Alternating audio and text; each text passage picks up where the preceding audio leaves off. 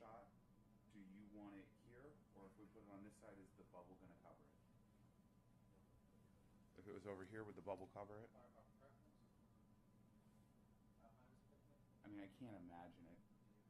Yeah, it's like this big. It's that big. But it's not tall, so it would be probably That way. about this tall. On the right? Okay. Is he going to be referring to it and like talking over there, like walking over Mm-hmm. there? You know what? That's good. I'll give them a listen. You hear that, Fred? You're going to have to push those on. I'm just asking. Do we know if the first lady's up to? Scary. I don't. I'm sorry. So here, you think? Yeah. I'd love to see it if we got it. I mean, it's going to be this wide, right?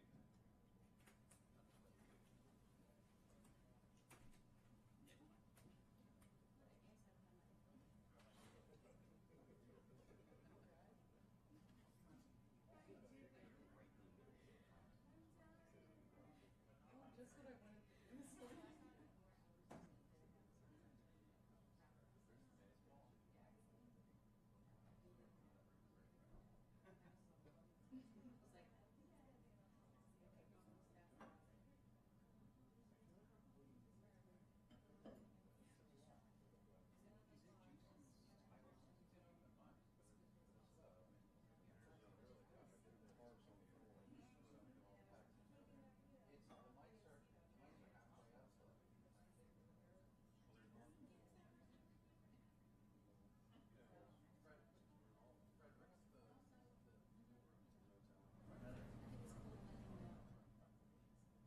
Testing 1, 2, 3, 4, 5. Testing 1, 2, 3, 4, 5. I saw the email.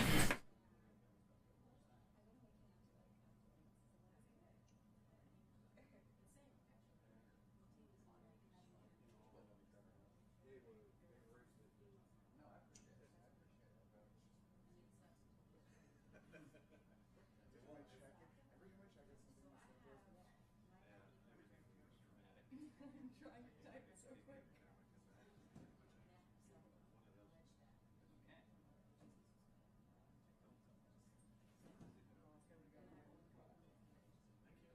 Oh, hey.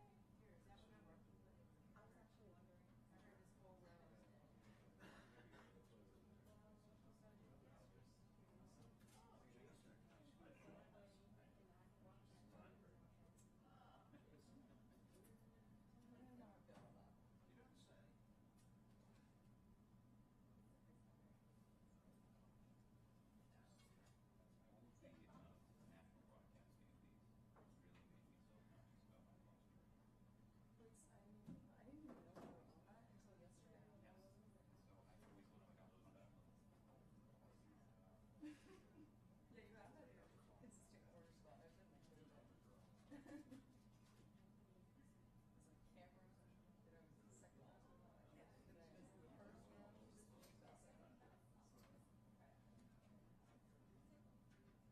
You didn't take me up on it.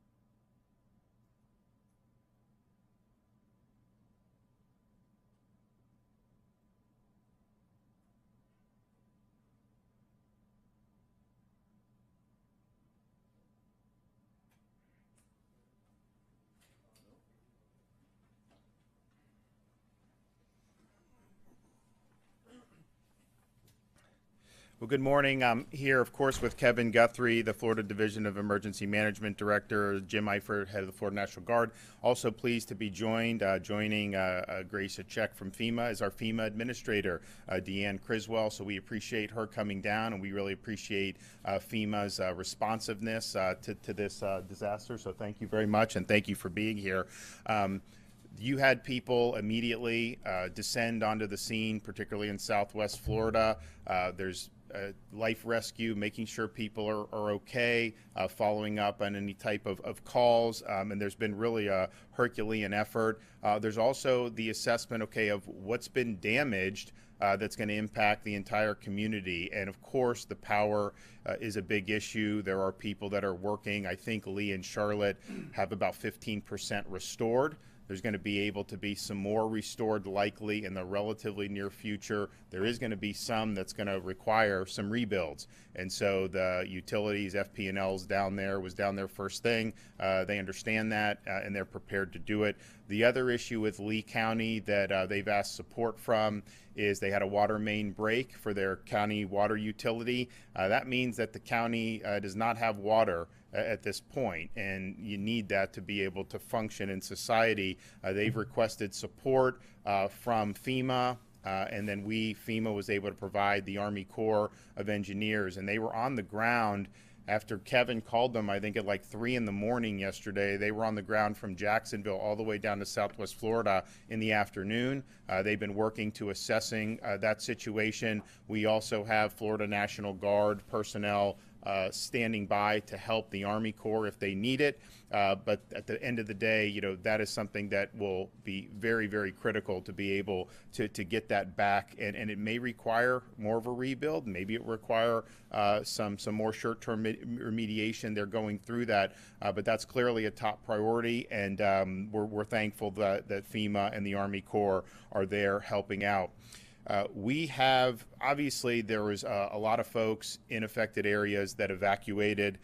Some did shelter in place. As of last night, we've contacted over 20,000 Floridians that filled out a shelter-in-place survey on floridadisaster.org. Over 10,000 have responded, and all 10,000 said they were safe. And the state sent the first alert late last night and are expecting more responses this morning. Cell phone connectivity is sparse in some areas and sometimes it's easier to get out a text message. So the process has been streamlined. There's now a standalone site to report your location. So if you're having issues contacting your family via phone, and if you're sheltering and want them to know you're safe, there's a website, missing.fl.gov, missing.fl.gov. These forms are triaged by staff here in Tallahassee and dispatched to responders that are on the ground. In addition to the rescues yesterday, rescue personnel have gone to more than 3,000 homes in the hardest hit areas. Going door to door to check on the occupants of those residences. There are over 1,000 dedicated rescue personnel who are going up and down the coastline. They all also are going to be doing more and more inland in some of our counties, inland portions of Charlotte and Lee, but also DeSoto and Hardy counties. I think Hardy County is the most without power right now. I think they're 99% without, or they're pretty. Yes. Yeah. So you see the really troubling images of a washed out home on the Fort Myers beach, and that really is ground zero and obviously very important. But this was such a big storm that there are effects far inland, and these rescue personnel are sensitive to that, and they're going to be helping. We've opened 2 major points of distribution for food and water this morning. First, Charlotte Sports Park, the spring training facility for the Tampa Bay Rays in Charlotte County, and then the Lee County Sports Complex, the spring training facility for the Minnesota Twins. These are pods that are much bigger than normal pods. There have been over 1.6 million gallons of fuel into Southwest Florida that have been moved in to support the response. I think what we're finding with the fuel is the fuel supply is flowing. It's just a matter of the gas stations need to have power to be able to operate. And if they have a certain number of pumps, they're required to have a generator. I was in Lee County yesterday, actually saw, some of the larger gas stations were operating. So that's a good sign. As of 6 a.m., there are about 1.9 million people, our customers, without power. Right now, the hardest hit areas are Hardy, 99% without power as of this morning. Charlotte and Lee both have 85% without, and DeSoto is at 80% without. Sarasota, Collier, Manatee, close to half of the customers there are without power.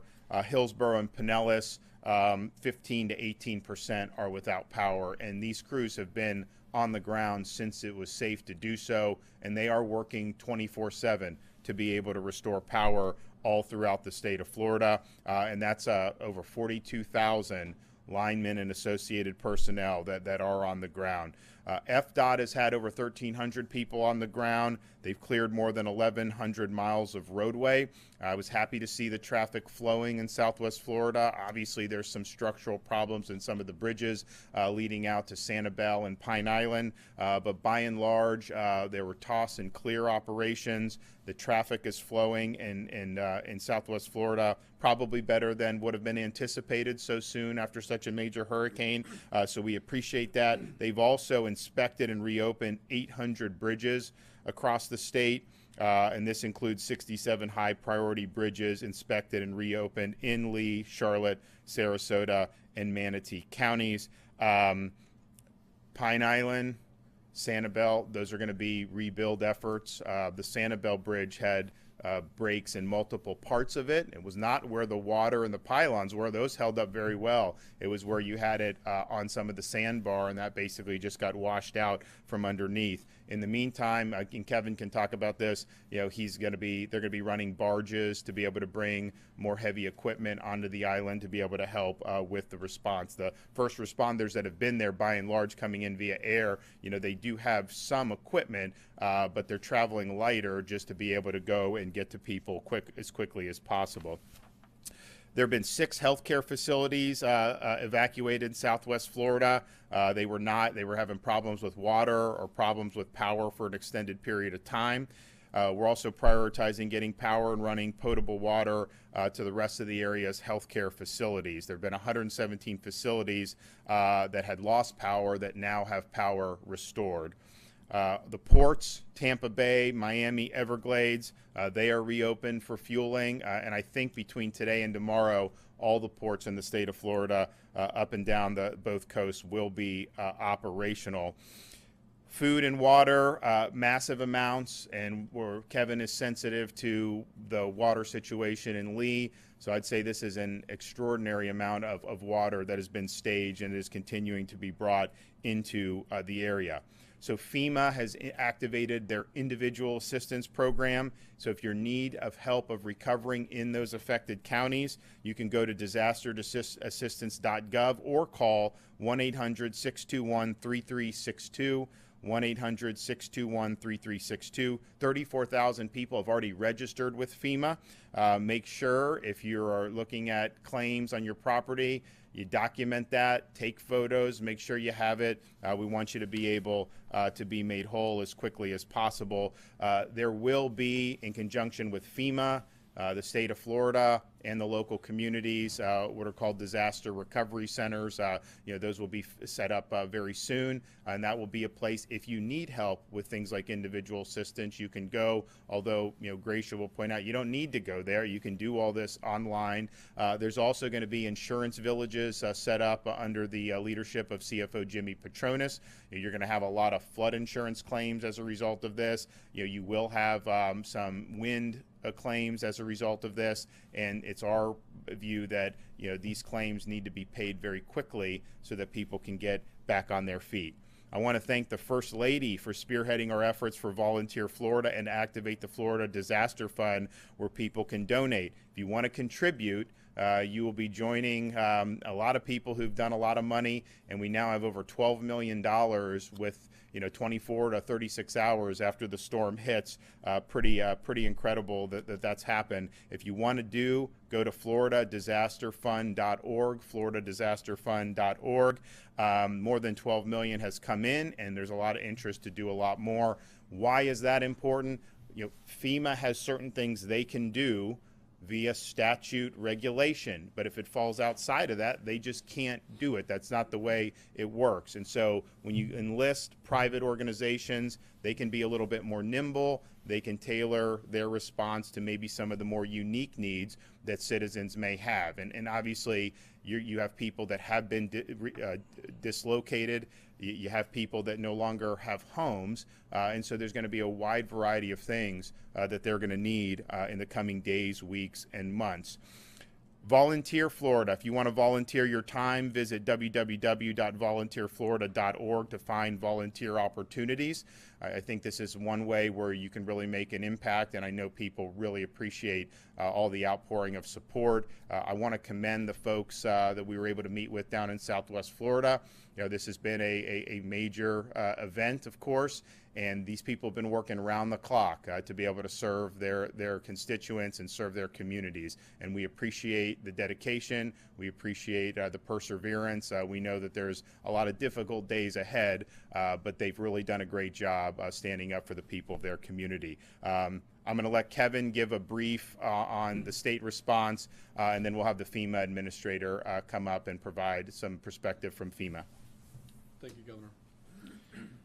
So I'll obviously thank you, the Governor, but I want to thank the agencies represented here to my left, especially Gracia, FEMA Administrator Deanne Criswell, Captain Rooney, and Admiral Brendan McPherson from the United States Coast Guard, others that are not here that are certainly on that floor behind me, Lieutenant Colonel Miller from the U.S. Army Corps District out of Jacksonville, Colonel Booth out of Jacksonville, and many, many other federal partners that have certainly helped us here. Captain, if you can just grab that easel and just put it right back up here for just a second, I'd appreciate it. I wanted to thank them before I covered them up with a sign here in just a second. So, all right, so let's talk. We're right in that 72-hour area of search, secure, stabilize that I talked about yesterday. So everything that I want to talk about right now is about that search, secure, and stabilize. So we continue to have our fire rescue partners, search and rescue, going in there and conducting the what we call the hasty search, and then they're coming back and do their primary search, and then they'll do a secondary search. So again, I think it's very important for everybody to know that as a part of the search and rescue element, over a 72-hour period, there's actually 3 searches that are conducted. That hasty search is just very quick, see if they see any survivors that are alive or in a traumatic situation, and they start to move those individuals to safety. That's been conducted. Now we're back in that primary search area, which is now we're doing a little more detailed search, and then we'll do a second search behind that. Stay safe. I want people to make sure that they are safe. This comes down to personal preparedness, or I should say personal preparedness, but the individual response. Generator safety. We have been talking about it and talking about it and talking about it, but we still get reports of people operating their generators inside of a garage, operating their generators just outside of a cracked window with a cord running through the window, and we're having continued issues with carbon monoxide. All right, I'm not saying we've had carbon monoxide deaths. I'm just saying that we're still having carbon monoxide issues. Please operate your generators in a safe mode. That also includes not having electrical cords actually run through puddles of water. Let's make sure that we got them elevated and not running through puddles of water. Next, as I mentioned last night, chainsaw safety, ladder safety, wire safety. If you don't know what it is, don't cut it. If you don't know how to cut it, don't cut it. Let the professionals come in and do that. We have more than 2,000 resource requests from our impacted local partners, and more than 1,700 are in process or completed. I think there's a very important bullet to note here. A lot of counties put in mission requests for bulk food and water when we had a 45, 50 county disaster. Now we have counties starting to cancel their food and water. So when we say 2,000 and 1,700, we had this 300 gap, I wanted people to understand there were 2,000 mission requests. we're filling 1,700. Some of those are going to be organically canceled because they're not impacted at the county level. We've mobilized more than 14,000 gallons of diesel to Fort Myers for a water plant to provide water to nearby hospitals. We've deployed 2 for Hernando County Fire and 2 Hernando County Sheriff staff to use drones for photography and video of flooded areas in DeSoto County. And I want to make sure that I take this time to say thank you to our restoration crews who have been able to take 500,000 individuals and get them power back. We're down to 1.9 million in the power restoration area that still need to be restored. Again, thank you to our first responders. I want to bring in, we're starting to get some questions about food and distribution points. So I'm going to ask Brian to give me this, this graphic that we've made here. And I think this is important for a couple of reasons. We talk about a family personal preparedness plan. So what we've done here, we are in day number 2-3 of the response disaster. This is where your personal family plan is being executed. This is why we've asked, we partner with FEMA on this, have 3 to 7 days of water. We talk, you hear me talk a lot about 5 to 7 in Florida. So again, days 1 through 5, personal family plan. This is the food and water that you had. Now we do have food and water at shelters if you go into a shelter. The next phase of this you'll see is in orange. This moves us from the family plan over into the National Guard and local community level point of distribution plan that will run for somewhere between 72 hours and about 120 hours. So 3 to 5 days. So as we exit that, again, we're way back over here. We will then come in with mass feeding kitchens. Those mass feeding kitchens will be designed to provide those hot meals 3 times a day to the most impacted communities that still don't have food and water. And we're getting some questions, the First Lady is getting some questions, and I want to make sure that we take the opportunity to educate individuals as a part of how everything ties together. So again, personal plan, National Guard food distribution plan, which is water and dry food at our points of distribution, and then we'll move into a hot feeding kitchen plan.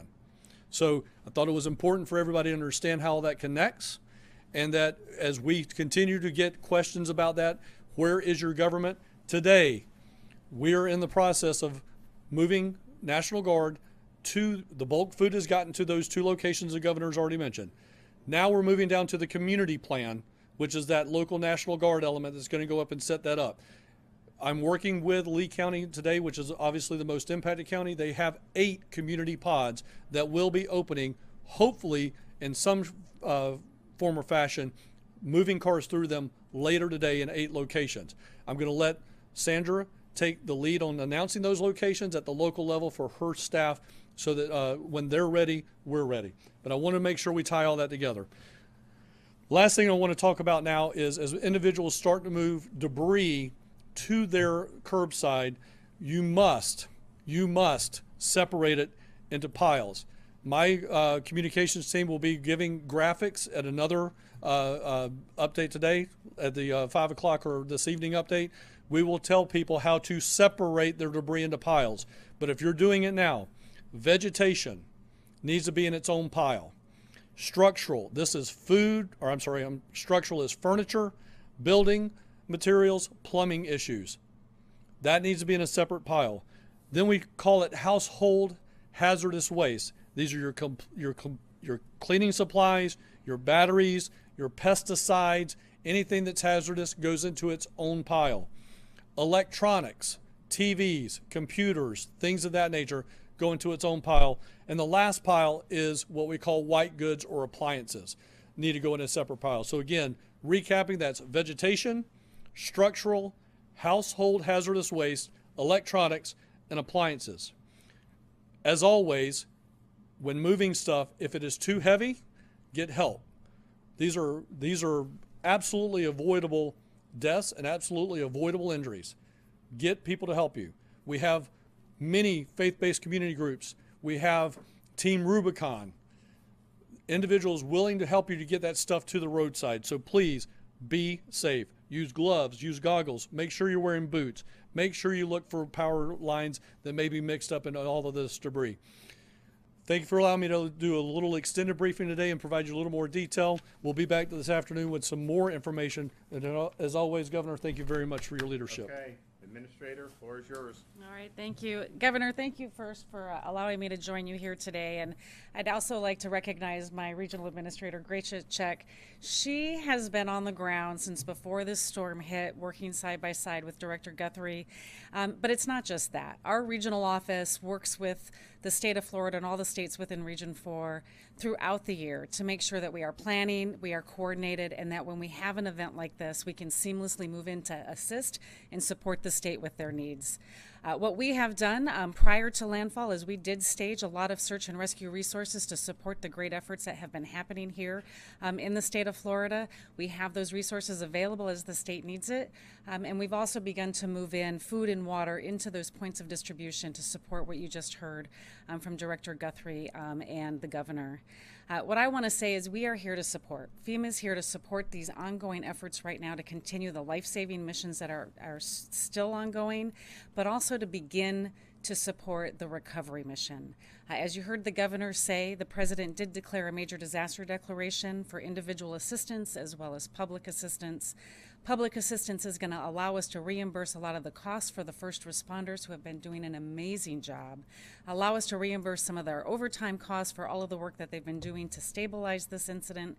And on the individual assistance side, right now there are 13 counties that have been designated for individual assistance, but we will add more.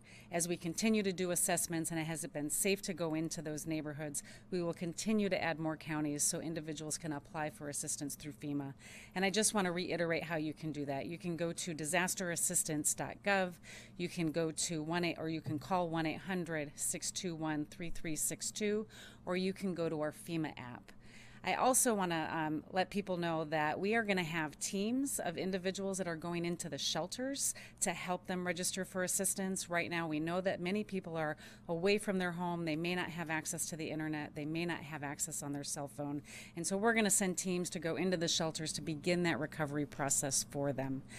Governor, I just want to commit to you, and on behalf of the president, we are here to support this recovery.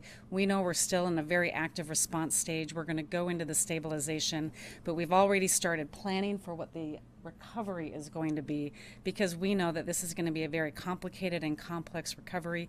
We want to make sure that we have the right resources. So I appreciate the opportunity to join you today so I can see firsthand what some of the needs are. I've brought recovery and response personnel with me to make sure that we are bringing the right resources to support the governor's needs and what his concerns are. So thank you very much. Okay, any questions? Governor, I got two quick ones. First of all, do we have an update on casualties? And second of all, obviously you're meeting with the administrator today. What are you asking for? What does the state of Florida need from FEMA? Well, I think the number one thing that we needed, that they provided, which was the Army Corps to support Lee County and their water situation. Critical to get that infrastructure back up and running. You look at this storm, obviously there was really significant damage, but you also have a lot of folks who had minimal or maybe no damage, and getting them back, make sure they're in their homes, they have the running water, the electrical, all of that is going to make all the other efforts so much better. So we appreciate that, but I think that is probably the number one priority. Kevin, would you say that that's probably the number one priority? And the Army Corps, they're the subject matter experts, and so hopefully they get a diagnosis and then they can plan and the county can go in and fix it. I'll let Kevin talk about the other. So where we stand right now on fatalities is, I'll break this down by county. We have one confirmed fatality in Polk County.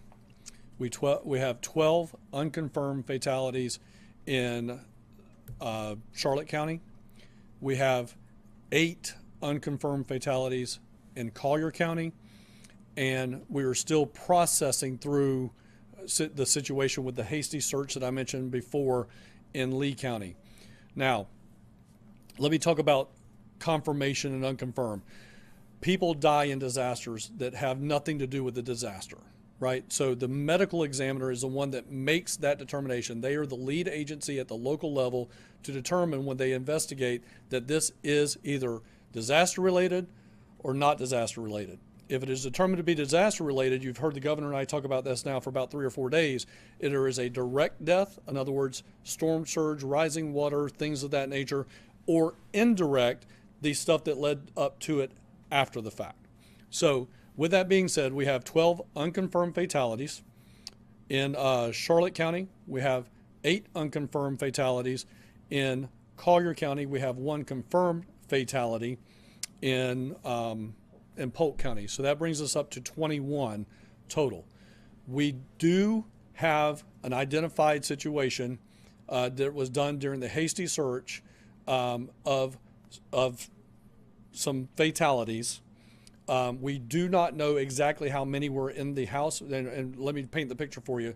The water was up over the rooftop, right? But we had a Coast Guard rescue swimmer swim down into it, and he could identify that it appeared to be human remains. We do not know exactly how many. We do not know what the situation is, and before we comment on that, we want to be transparent, but we just don't know that number. And we got a couple of other situations where we had that particular type situation. So right now, the number we're going with is we have 21. We have identified a situation for sure that we know we got something in, but until the water recedes and we get the special equipment, again, we've got to have special equipment to get in there. And as the governor's already talked about, is we can't get that over there. So I'll take just a point of privilege there and talk about that. We've got a 20 by 40 foot spud barge that's now been delivered that we can now start traversing some heavier equipment. In the Search and World Rescue, this is called hackneys. These are basically like beer delivery trucks, soda delivery trucks that have specialized equipment that we can get on that spud barge, get it on the land, the other side, and start doing some really technical type of rescue. Once we get to that point, then we can probably give you some better numbers. But where we're at today is 21, 1 confirmed, 20 unconfirmed. For clarity on the survey, Governor, you mentioned that there were about 20,000 people that had responded to the survey, 10,000 were contacted, and they were fine. Does that mean that 10,000 have not responded and they're not okay? Or? No, that's not what that means.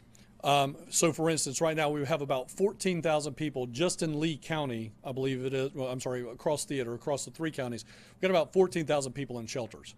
So we are now, we did an automation of collecting data. We are now at a point where in this 10,000 is we're physically having to find people. Do they have communications? Can we get them on the cell phone? In the hardest hit impacted area, we may not have cell phone capability. So we are trying to, it's going to take us some time. If you guys recall back when I was here for Hurricane Michael, we had over 30,000 people. And then we whittled that down to 3,000. And then we whittled it down to 300. And that just happened organically over time. But if you recall, between indirect and direct deaths for Hurricane Michael, I think we only had 77.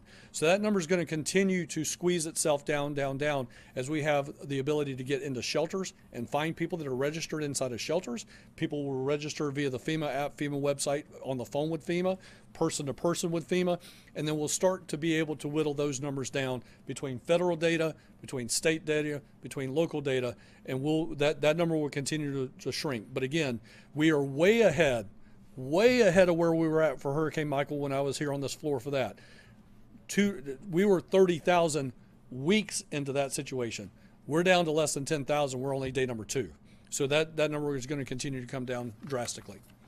Consider that 10,000 number just maybe a combination of whether they're missing, out of contact, out of power, not the location might have changed, or what exactly? Right. How would you consider the categories? All the aforementioned, and for those that didn't hear the question, what categories will we put this into? Those without power, those without communications, those that are just trying to still reconnect with loved ones. At the end of the day, it's all of those categories. But again, we will shrink that. That will organically shrink day by day. That the pod that's right behind me, 30 feet behind me, are human services. There are people that are dedicated to doing nothing but that and take the information that comes from Urban Search and Rescue and connect to that data and whittling that list down. We have a number of missing people at this point in time. Right now, so again, missing people is a local law enforcement jurisdiction. All right. So if you want to ask questions about what are the missing person numbers, that's got to be a local county sheriff or a local law enforcement ask. county sheriffs. Appreciate the transparency on casualties. Do you think the message that the Lee County Sheriff put out was premature or makes your messaging more difficult? Look, I mean, I think these are stressful situations. I think that when you have a storm like that bearing down on your community, and then obviously hitting the community, the people were going through that. They're working, but you kind of have a lump in your throat because you just don't know what's going to happen. And I think that that was done because there's concern for the well-being of the people of Lee County, and there's a concern of the damage that the storm has done. I mean, clearly, it's packed a big wallop. When you look at some of these things, like you see a house totally washed out, and it's just nothing but a concrete slab on Fort Myers Beach. You just pray to God that no one was in that, because some of these things, these people on Sanibel that have the real big houses, they could hunker down and it'll pass, and their homes are raised, and so the surge they're probably protected from. Some of these others, particularly some of the older construction, didn't stand a chance in that. And so you just hope that those were folks that that had left, or that those structures were not occupied. So I think it was just about the concern for what they were facing, and the fact that you did have people that as the storm was in process, there were people that were really concerned with what they were seeing with the water rising and whatnot. I think and I think Kevin would agree, as the search and the rescue folks have gone to a lot of these areas, fortunately, you're not finding like desperate people waving, saying that it's usually, there's some people that are brought off the island, they're thankful, but many of these people on Sanibel are saying, we're fine, thanks for coming by and doing that. So there's going to be more that happens in the next few days, but I do think the response was very, very quick. I think it absolutely has made a huge difference. And if you just look at where are we at in rescues now, I mean, we're over 700 rescues. We're over 700,000 rescues, but the CFO's office has over 3,000 touch points. So I think that's an important number. We've made contact with 3,000 people in the field, touch points in the field, and actually rescued 700, sir. Yeah. So, but this is ongoing. Those guys have worked really hard, and especially you think about who was the first one to get over there, literally driving through tropical storm across Alligator Alley, was Task Force 2 out of Miami. And who was Task Force 2? When did we see them last in a public way? We saw them at the Surfside disaster. We saw the Task Force 1 there, and many other task forces from around the state and the country that came in. So when they're doing this, it's obviously important work, but these are not easy missions to be doing on. I mean, it was not easy for them to be on that pile in Surfside and search for people, and unfortunately, find many people who were killed in that collapse. And so now they're in a situation, where they're looking, and hopefully they find people that are okay, or that the buildings are empty. But you don't want to have to see people that had gone that didn't make it through. And so it's a physical, it's putting yourself out there in harm's way, but it does also take a toll. And Kevin, why don't you talk about the mental health that we're doing in here? Sure. So in the mental health category, if you recall, very early on in the DeSantis administration, First Lady Casey DeSantis took on the role of providing for first responder mental health, to include of hiring the first ever in the division a state mental health coordinating officer. So Sarah Newhouse is our state mental health coordinating officer. She is housed here in the Division of Emergency Management. Has a bifurcated chain of command, me on a day-to-day basis, but in a disaster situation, she reports directly to the First Lady to help coordinate those disaster mental health services, not only for disaster mental health in general, but even more importantly focused on first responder mental health. So you're going to see already, there are already embedded what we call critical incident stress management teams, or CISM teams for short. Those are already on site, and you're going to continue to see first responder mental health resources come into the area, including FEMA's first responder mental health services, as well as individual mental health services, as well as ours. So again, we have a person, I'm titled the state coordinating officer to coordinate all of these state agencies that respond to a disaster, but we have a person that just takes a subset of mental health and is that state mental health coordinating officer that works under me and underneath the First Lady for disaster mental health.